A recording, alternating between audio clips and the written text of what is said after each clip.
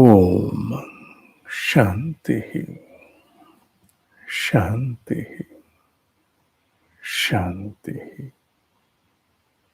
ओम।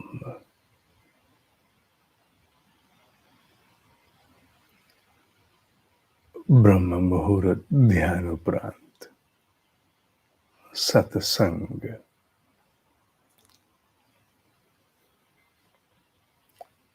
आदिगुरु शंकराचार्य जी द्वारा रचित आत्मबोध श्लोक नंबर 29 वेदांत की इस अनूठी दिव्य धारा का स्नान।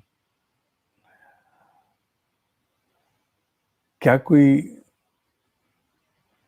अन्य स्रोत जले हुए दीपक को जला सकता है? नहीं। जो दीपक जल रहा है, क्या उसे जलाया जा सकता है दोबारा? वो जल रहा है, पहले से ही प्रदीप्त है, प्रचंड है। क्या उसे जला सकते हैं? नहीं। आइए श्लोक पर आते हैं। स्वबोधे न अन्य बोधेच्छा बोध रूपतया आत्मनः न दीपस्य अन्य दीपेच्छा यथा स्वात्म प्रकाशने। स्वबोधे अर्थात आत्मबोध। आत्मा अपने आप में परिपूर्ण है, आदिगुरु कहते हैं। उसे और किसी ज्ञान की आवश्यकता नहीं है। वो पूर्ण संपूर्ण है, उसमें सब कुछ समाया है। कुछ नहीं जो उसमें कहीं और से लाया जाए। उसकी व्याप्ति अनंतता में है, तो उसे क्या बताना बाकी, क्या समझाना बाकी, अर्थात क्या जलाना उसे बाकी। जलाना माने उसको प्रदीप्त करना, टू लाइट इट नहीं है। उसका अपना स्वरूप ही ज्ञान है, वही उसका अस्तित्व है। नित्य शुद्ध, नित्य बुद्ध, नित्य मुक्त बोध रूपतया, उसका अपना अस्तित्व ही ज्ञान है। आत्मना है। न दीपस्य अन्य दीपेच्छा, किसी अन्य दीपक की आवश्यकता नहीं है। यथा स्व आत्म प्रकाशने, या न शब्द को नहीं, नेगेट करने को अंडरलाइन किया है।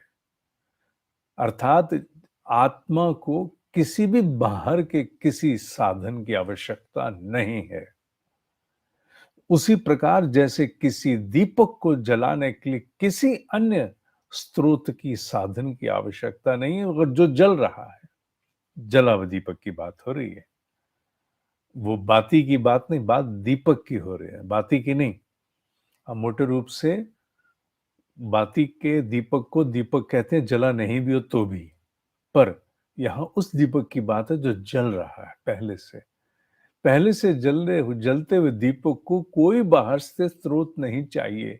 इसीलिए श्लोक नंबर 17 अध्याय 3 में वो कहते हैं, आत्मरति आत्मतृप्त आत्मसंतुष्ट।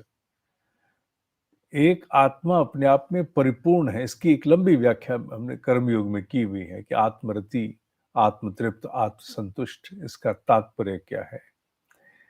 इनके सबके तात्पर्य जाकर के निकलते हैं एक ही बात पे, परिपूर्णता। आत्मा परिपूर्ण है। परिपूर्ण को बाहर से किसी अन्य स्रोत साधन की आवश्यकता नहीं है। ये बात ये निश्चित है। बुद्धि इसे जानने में अक्षम है। इसीलिए कहा जाता है जीव अल्पज्ञ है, आत्मा सर्वज्ञ है। अल्पज्ञ उसकी कल्पना नहीं कर सकता जो सर्वज्ञ की अवस्था है। आज मैं भले उसे अनुभव नहीं कर रहा, पर आत्मा की अवस्था में निश्चित रूप से ये सब कुछ ज्ञात होता है, और इसे मैंने निकटता से अनुभव किया हुआ है, किसी अन्य को, ब्रह्म ऋषि को ही निकटता से। उनके पास जैसे एक गैलेक्टिक टॉर्च है। ये शब्द मैंने पूर्व में भी सत्संग में प्रयोग किया है। गैलेक्टिक माने गैलेक्सी, अनंत आकाश गंगाओं में प्रवाहित होने वाली। वो एक टॉर्च है उनके पास। उस टॉर्च को जला के वो जहां चाहें देख सकते हैं, जो जानना चाहें जान सकते हैं। उनके लिए कुछ भी ऐसा नहीं जो अनजाना है। हाँ, जिधर वो अपना ध्यान केंद्रित कर दें, उनकी व्याप्ति इतनी है। ये बात अक्षम और अधूरेपन में ग्रसित बुद्धि के लिए समझना कठिन है। ठीक उसी प्रकार जैसे स्वामी रामकृष्ण परमहंस का उदाहरण है, कुएं का मेंढक सागर की कल्पना करने में बहुत अक्षम है। उसे कूद कूद के दिखा दो तो वो 1000 बार कूद के भी अपने कुएं में कहेगा क्या इससे भी बड़ा है। अपने कुएं में ही 1000 बार छलांग लगा के कहेगा अच्छा मुझसे दुगना तिगना होगा सागर। अच्छा मान लिया 50 गुना होगा। अरे चलो कूद कूद के दिन थका दिया, 1000 गुना बड़ा होगा। और कोई कहे नहीं मेंढक तुझे नहीं पता, तू नाप ही नहीं सकता उसको, सागर इतना बड़ा होता है। तो मेंढक क्या कहेगा? "हह, ऐसा हो सकता है क्या? नहीं कहे, ऐसे ही कहेगा ना। तो हम जैसा सामान्य मेंढक भी यही कहेगा, क्योंकि उस क्षमता का परिचय नहीं है और उसी की ओर हम बढ़ रहे हैं। आत्मा में वो पूर्णता है कि उसके स्वरूप को प्राप्त हो जाने वाला, अर्थात उस स्वरूप को आत्मसात कर जाने वाला ब्रह्म ऋषि सब कुछ जानता है। उसे कुछ कहीं से नहीं।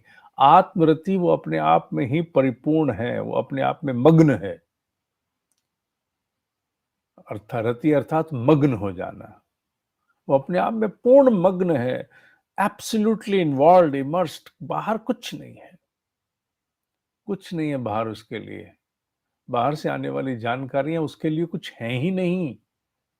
बाहर जो कुछ भी है वो सब भीतर से ही बाहर गया है और पूरा गया भी नहीं है। वो आत्मसंतुष्ट है। उसकी कोई ऐसी कामना नहीं बची जिसकी पूर्ति बाहर से हो सकती हो। वो सब कुछ भीतर अवतरित करा सकते हैं। आत्म तृप्त है। तृप्त और संतुष्ट दोनों बराबर से दिखते हैं, पर दोनों में बड़ा भेद है। एक आवश्यकता से जुड़ा है और एक परिपूर्णता से जुड़ा है। तृप्त परिपूर्णता से जुड़ा है। मन आत्मा तृप्त हो गए, अकम्प्लिशमेंट, चरितार्थ हो गए। दोनों में भेद है। तो दोनों का भेद समझाते हुए गीता ने इसीलिए आत्मरति, आत्मतृप्त, आत्मसंतुष्ट 3 शब्द लिए। और यही आदि गुरु अपने संकेतों में कह रहे हैं कि जलते हुए दीपक को नहीं जलाने की आवश्यकता। उसे कोई नहीं जला सकता, कुछ नहीं चाहिए, वो जल रहा है। उसी प्रकार आत्मा स्व प्रकाशित है। उसे किसी अन्य और इनपुट की, घटक की जानकारी की आवश्यकता नहीं है। It knows all, it is all. It knows all, it is all. वो परिपूर्ण है। अन्य व्यक्ति इसे समझ पाए कि नहीं समझ पाए, एक साधक में एक ललक जगती है कि अगर ऐसी परिपूर्णता मेरे में ही है तो मुझे अपनी आवरण शक्ति को हटाना है। जब साधक पहले पहल अध्यात्म की यात्रा पे आता है तो बहुत लंबे समय तक एक ही प्रश्न उसके मन में आता है, ऐसा क्यों है? ऐसा क्यों किया आखिर भगवान ने? है भाई, मैं समझ तो आए बात, कारण क्या था? और इस प्रकार वो प्रश्न पूछता है। पर जैसे जैसे साधना आगे बढ़ती है ये प्रश्न धुंधला पड़ता जाता है। प्रश्न रहता है पर ढीला धुंधला हो जाता है। It becomes obliterated. और वो फिर ये कहने लगता है कि अगर ये है तो मुझे तो चरितार्थ होना चाहिए ना। मैं अविश्वास नहीं कर सकता इस बात से कि मुझ में एक परिपूर्णता आत्मा रूप की है, क्योंकि कुछ कई सारे मुझे अब उसके आभास भी हो रहे हैं। ब्रह्म ऋषि गलत भी नहीं कहते और मेरा आभास भी हो रहे हैं कि चैतन्य तो कुछ है, चेतना ही है, वो आत्मा है और वो परिपूर्ण है, ये जानना बाकी है। तो फिर मैं क्यों ना जानूं, कैसे जानूं? यही तो जीवन उद्देश्य है।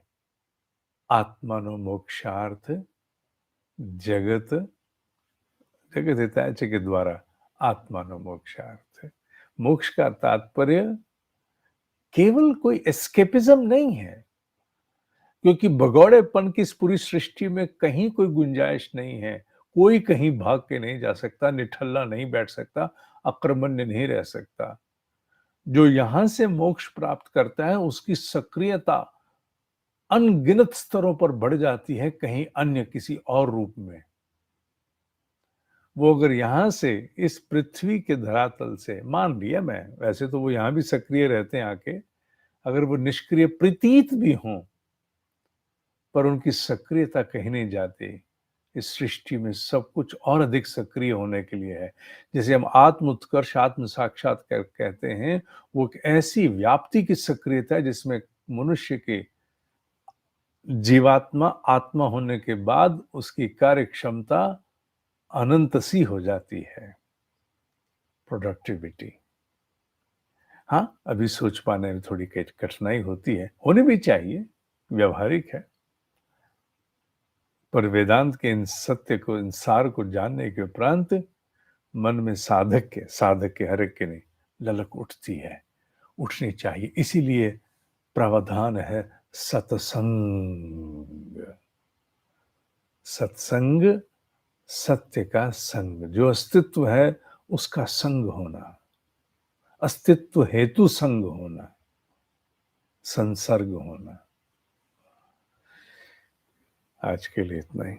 ओम ही सत्य है, ओम ही सत्य है, ओम ही सत्य है।